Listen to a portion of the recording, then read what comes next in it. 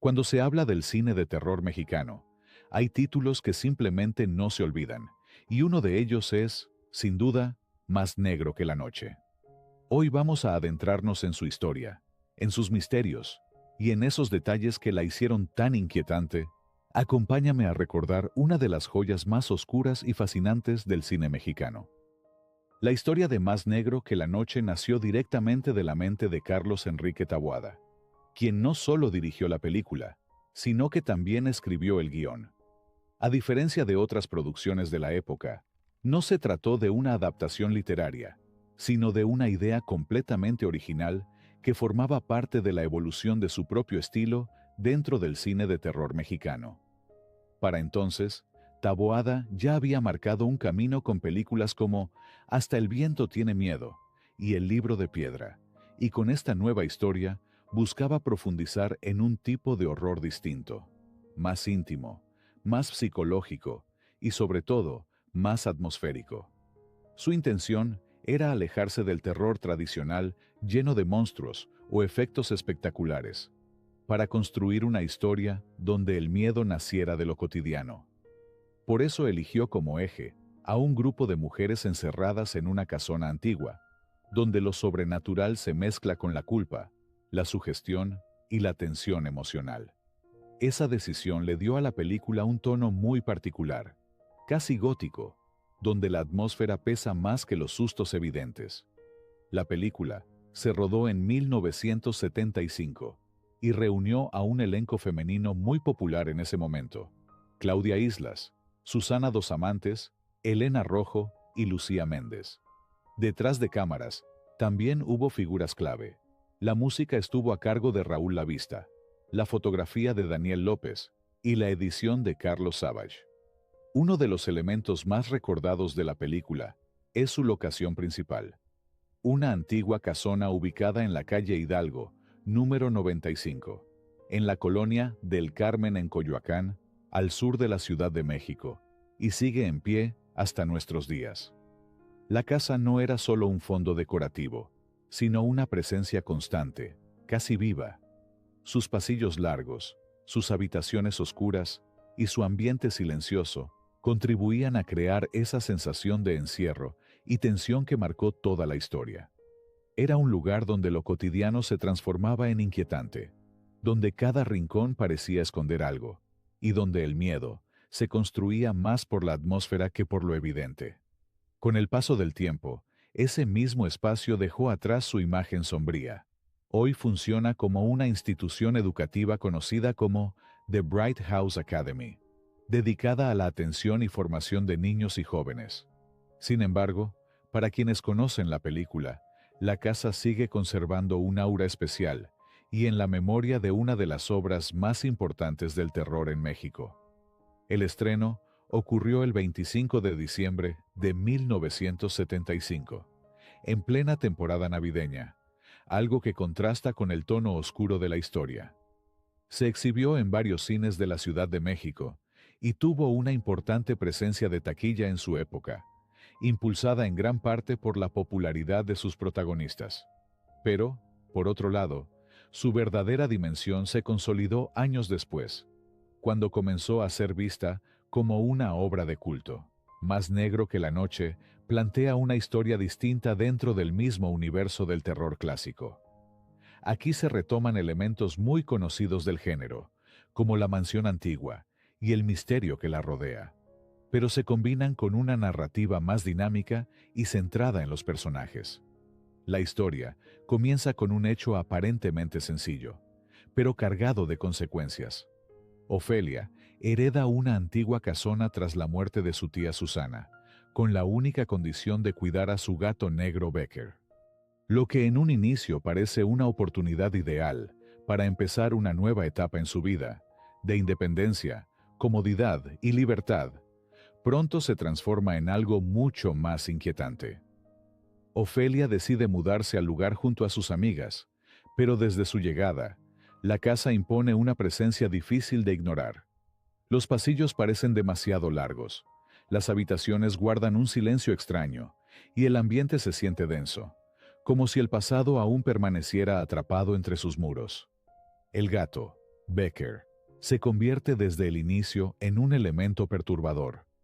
No es solo una mascota, sino un símbolo de la voluntad de la tía fallecida, una especie de vínculo entre el mundo de los vivos y algo más. La incomodidad crece poco a poco, alimentada también por la presencia de la servidumbre, cuya actitud contribuye a reforzar esa sensación de que la casa no es un lugar acogedor. El punto de quiebre llega cuando el gato aparece sin vida en circunstancias extrañas, desapareciendo así el último lazo directo con la condición impuesta por la herencia, y es entonces cuando todo comienza a desmoronarse. A partir de ese momento, los sucesos inexplicables se multiplican. Ruidos que no tienen origen, puertas que se abren solas, sombras que parecen moverse por voluntad propia y una presencia constante que se siente más de lo que se ve. La casa deja de ser un refugio y se convierte en un espacio que observa y que parece reaccionar ante cada acción de quienes la habitan. La narrativa no se detiene en largas introducciones. El director presenta rápidamente a sus personajes y los sumerge de inmediato en una atmósfera de tensión creciente. Conforme avanza la historia, las protagonistas pasan de la ligereza inicial a un estado de inquietud constante. La convivencia comienza a deteriorarse, el miedo se instala y cada una enfrenta no solo lo que ocurre en la casa, sino también su propia responsabilidad en lo sucedido. La sensación de culpa se vuelve un elemento central, como si algo invisible exigiera una forma de reparación. Uno de los mayores logros de la película es la manera en que construye el terror. Taboada no recurre a sustos fáciles ni a efectos exagerados. En cambio, utiliza la iluminación, los encuadres y el manejo del espacio para generar inquietud. El miedo nace tanto de lo visible como de lo sugerido. Muchas veces no se muestra directamente aquello que provoca terror, sino que se deja al espectador la tarea de completar lo que falta, lo que intensifica la experiencia y la vuelve más personal. Las apariciones relacionadas con la tía Susana están construidas de forma inteligente y variada, manteniendo el suspenso sin caer en la repetición. Cada manifestación parece responder a una lógica interna que no se explica del todo, pero que se siente coherente dentro del universo de la película. La tensión se distribuye cuidadosamente, permitiendo que la historia avance sin perder fuerza en ningún momento. Aunque en su momento no arrasó en premiaciones, sí obtuvo reconocimiento, incluyendo una nominación al Ariel por su música, y con el paso del tiempo, su prestigio no ha hecho más que crecer. Hoy en día, la película es considerada una de las obras fundamentales del terror mexicano y una pieza clave dentro del legado de Carlos Enrique Taboada. Su influencia ha sido tal que incluso décadas después dio lugar a nuevas versiones, confirmando que su historia sigue vigente y que su capacidad para inquietar no ha desaparecido con el tiempo. Recordemos a cada uno de los actores. Elizabeth Islas Bras de Fer, mejor conocida como Claudia Islas, nació en 1946 en Pachuca, Hidalgo. Antes de convertirse en actriz, inició su carrera como modelo en comerciales de televisión, donde su imagen llamó rápidamente la atención. Esa presencia, combinada con su estilo y personalidad, la llevó a dar el salto al cine a finales de los años 60, en una época en la que comenzaba a consolidarse como uno de los rostros más atractivos y reconocibles del espectáculo mexicano. En la película, interpretó a Ofelia, el personaje central de la historia, una joven que hereda una antigua casona y cuya decisión de habitarla desencadena todos los acontecimientos que dan forma al relato. En ese momento, ella ya contaba con reconocimiento del público, lo que ayudó a darle peso al proyecto y a consolidar el atractivo del elenco femenino que reunió la producción. A lo largo de su trayectoria, Claudia Islas se mantuvo activa en la actuación durante varias décadas, alternando entre cine y televisión. Con el paso del tiempo decidió alejarse del medio artístico. Su retiro se dio después de participar en la telenovela Ángel Rebelde en 2004, marcando así el cierre de una carrera extensa dentro del entretenimiento. Hoy en día, Claudia Islas tiene 79 años y se mantiene retirada de la vida pública y del mundo del espectáculo.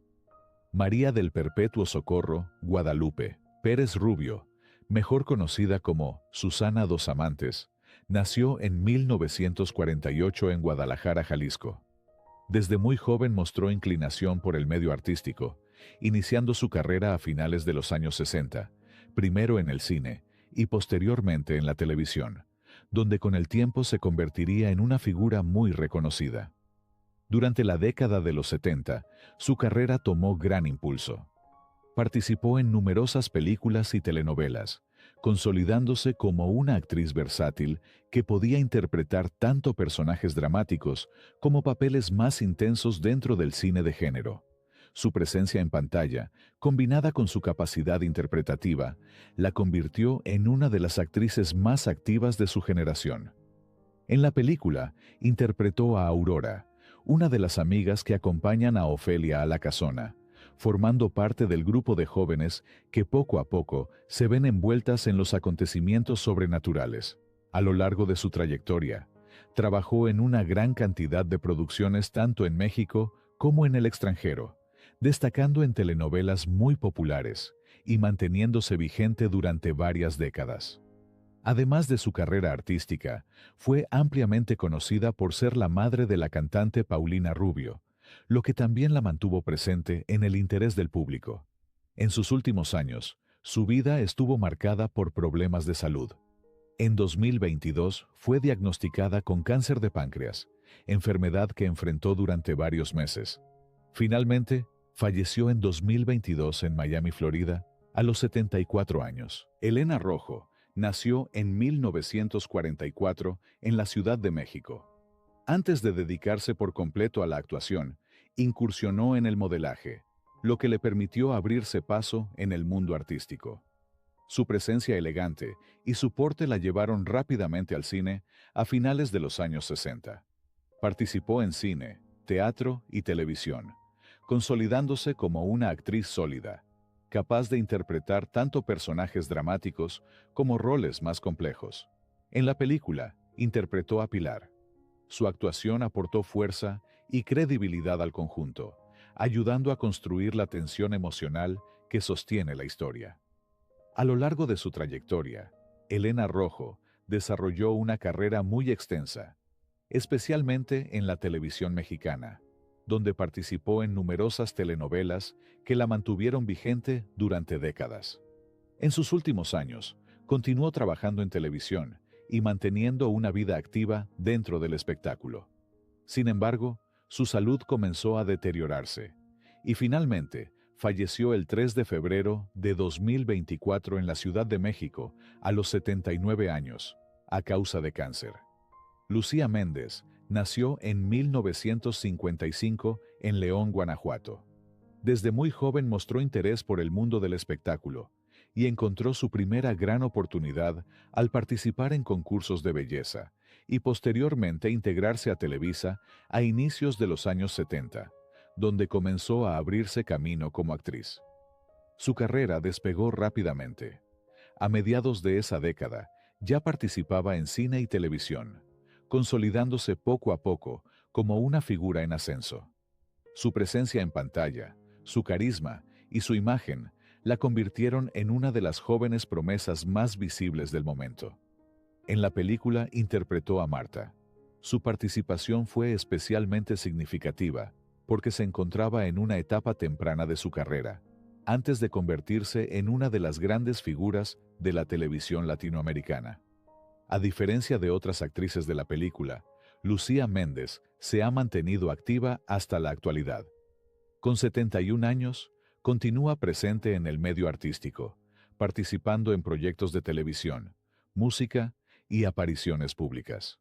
Además, mantiene una fuerte presencia mediática, siendo constantemente mencionada por su trayectoria y por su carácter dentro del mundo del espectáculo.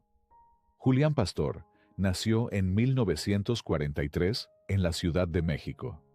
Desde muy joven se interesó por el cine, no solo como actor, sino también como creador. Estudió en el Centro Universitario de Estudios Cinematográficos de la UNAM, lo que marcó profundamente su formación y lo llevó a desarrollar una visión más autoral dentro del medio. Su carrera inició en el cine durante la década de los 60, participando como actor en diversas producciones.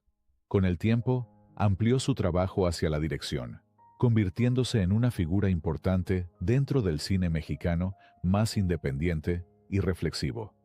En la película, interpretó a Pedro, uno de los pocos personajes masculinos dentro de la historia, aportando contraste dentro de un relato dominado principalmente por personajes femeninos.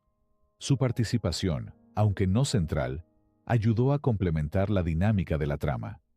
A lo largo de su carrera, alternó entre la actuación y la dirección. Falleció en 2015 en la Ciudad de México, a los 72 años, a causa de cáncer. Pedro Armendáriz Jr. nació en 1940 en la Ciudad de México, siendo hijo del legendario actor Pedro Armendáriz, lo que desde el inicio marcó su cercanía con el mundo del cine.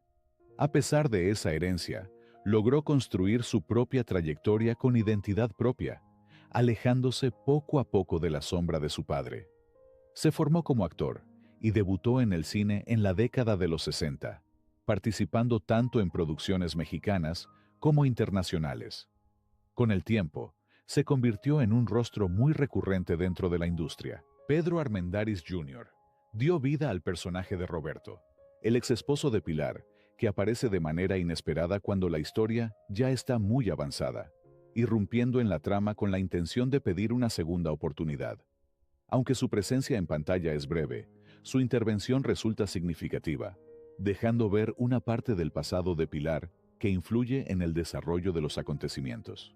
A lo largo de su carrera, logró algo que pocos actores mexicanos consiguieron: trabajar de manera constante tanto en México como en producciones internacionales, incluyendo películas de Hollywood y franquicias importantes. En sus últimos años continuó trabajando en cine y televisión, manteniéndose vigente prácticamente hasta el final de su vida. Falleció en 2011 en Nueva York, a los 71 años a causa de cáncer. Alicia Palacios nació en La Habana, Cuba, en 1919. Fue una actriz que desarrolló su carrera principalmente en México y que trabajó durante varias décadas en cine, sobre todo en papeles de reparto. Aunque no suele mencionarse entre las grandes protagonistas de la época de oro, sí fue uno de esos rostros muy reconocibles que aparecían con frecuencia en películas mexicanas, aportando fuerza a personajes secundarios. En la película interpretó a Sofía, la ama de llaves de la casona. Su personaje es fundamental para la atmósfera de la película, porque representa esa presencia silenciosa e inquietante que acompaña a las protagonistas dentro de la casa y refuerza la sensación de misterio. Alicia Palacios murió en 1981 en la Ciudad de México por cáncer de pulmón. Tamara Garina nació en 1901 en Rusia. Su nombre completo era Tamara Frieor Bariayova Hasei-Shi. Su carrera como actriz dentro del cine comenzó en México en la década de los 40. Su debut en pantalla se ubica en 1946, y a partir de entonces fue construyendo una trayectoria basada sobre todo en papeles de carácter y de reparto, más que en personajes protagónicos. No fue una estrella del tipo tradicional, pero sí una actriz muy útil para crear atmósferas, sobre todo en películas donde se necesitaba una presencia extraña, severa o inquietante. En la película, interpretó a la tía Susana, el personaje cuya muerte pone en marcha toda la historia. Aunque aparece poco de manera convencional, su figura domina por completo la película, porque su presencia se mantiene como una sombra sobre la casona, sobre Becker y sobre las jóvenes que llegan a vivir ahí. En realidad, la tía Susana es el eje invisible de todo el relato, y buena parte del poder inquietante de la cinta depende justamente de esa presencia suya, rígida, severa y casi sobrenatural. Murió en 1979 en la Ciudad de México, apenas 4 días después de haber cumplido 78 años. Gracias por acompañarme hasta el final de este video. Cuéntame en los comentarios si ya viste esta película y qué te pareció. Si te gustó el contenido, no olvides suscribirte y dejar tu like para seguir creciendo juntos. Nos vemos muy pronto en el próximo video.